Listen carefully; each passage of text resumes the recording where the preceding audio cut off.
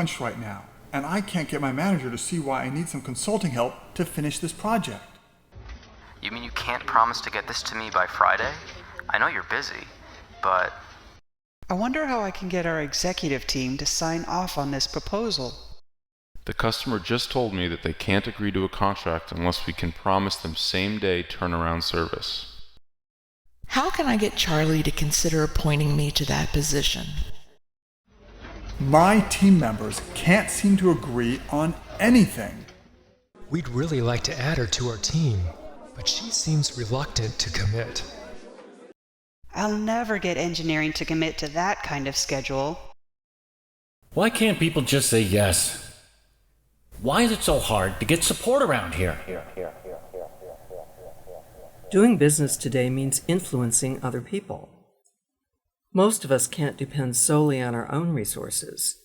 We can only achieve outstanding results through the actions and support of others. Customers, suppliers, peers, direct reports, and managers. No matter how skillful we are at our jobs, we also need the ability to communicate with and influence one another. We can look at this as a kind of fitness. Unlike any other kind of fitness, it requires continuous attention and development. When we're developing our physical fitness, we try to maintain a balance between two sets of muscles. Flexor muscles like the bicep, and extensor muscles like the tricep. If we fail to maintain that balance, we may experience muscle strain, or worse. Similarly, there are two types of influence behavior, and we need to maintain a balance between them if we want to be successful. Expressive influence means sending information to another person in order to stimulate or inspire action. You can tell, sell, negotiate, or enlist. Tell means communicating the desired action. I really need your commitment on the timing of these deliverables. Sell means convincing the other to commit to the action. The data shows that we could cut our costs by 10% if we adopt this plan. Negotiate means to give the other a vested interest in taking action. If you're willing to move this to the top of your priority list, I'd commit to having one of my team members do all of the required testing. Enlist means creating enthusiasm and alignment for taking action.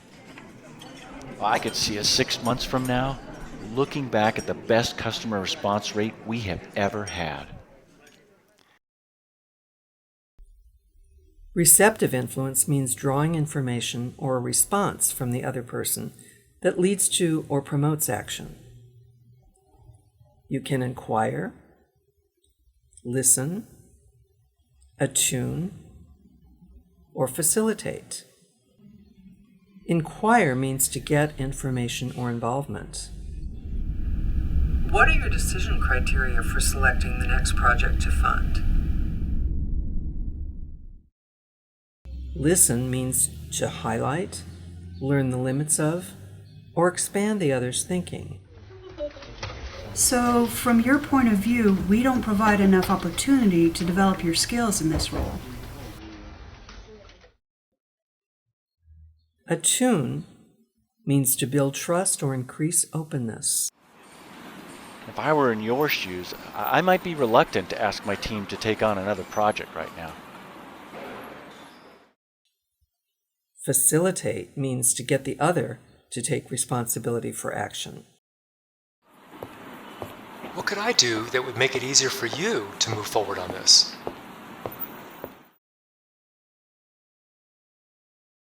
Of course, successful influencing requires more than the skillful use of these behaviors, just as success in a sport requires more than well-developed muscles.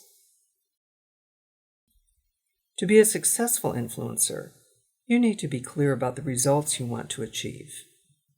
You need to develop strong, two-way influence relationships and to be aware of the context within which you're influencing. Individual preferences, values, needs, vested interests, current issues, and political realities. Only then are you in a position to make good choices about how to approach a specific influence opportunity.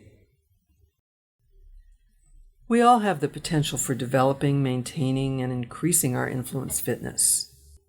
Every day we have opportunities to work out with our teams and on our own to improve the way we think about and act on getting things done through others inside and outside our organizations.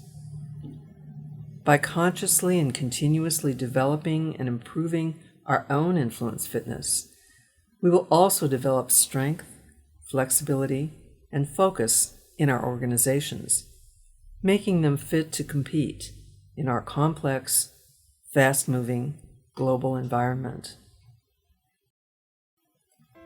This is Kim Barnes, CEO of Barnes & Conti Associates and author of Exercising Influence. I hope you found this brief overview of exercising influence valuable. Thanks for watching, and I wish you success as an influencer.